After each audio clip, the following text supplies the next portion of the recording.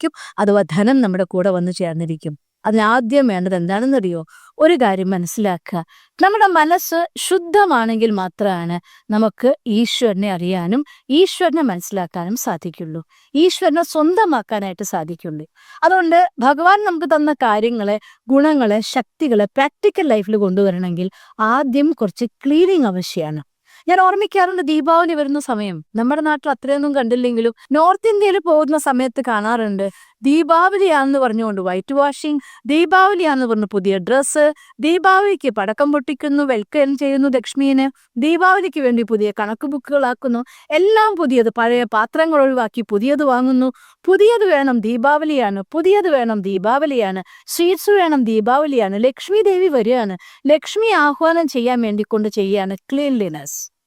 അതുകൊണ്ട് ആദ്യം നമുക്ക് ലക്ഷ്മി ആഹ്വാനം ചെയ്യാൻ വേണ്ടിക്കൊണ്ട് ധനം നമ്മുടെ ലൈഫിൽ വരാനും സ്ഥിരമായി നിൽക്കാനും സാധിക്കണമെന്നുണ്ടെങ്കിൽ ഒരു കാര്യം ആവശ്യമാണ്, നമുക്കും നമ്മുടെ ഉള്ളിൽ ലക്ഷ്മിയെ ആഹ്വാനം ചെയ്തേ പറ്റൂ. ലക്ഷ്മി മീൻസ് വൃത്തിയെ ആഹ്വാനം ചെയ്തേ പറ്റൂ, ശുദ്ധി ആഹ്വാനം ചെയ്തേ പറ്റൂ. അതുകൊണ്ട് അവനവനെ ക്ലീൻ ചെയ്യാൻ വേണ്ടിക്കൊണ്ട് പ്രഭാതത്തിൽ ഉണർന്നാൽ എങ്ങനെയാണോ ബ്രഷ് ചെയ്യാനും കുളിക്കാനും നമ്മൾ നിർബന്ധമായിട്ട് സമയം കണ്ടെത്തുന്നത്, അതുപോലെ തന്നെ ശരീരത്തിന്റെ ശുചീകരണത്തിനോളം തന്നെ പ്രധാനപ്പെട്ട ഒന്നാണ് മനസ്സിന്റെ ശുചീകരണം.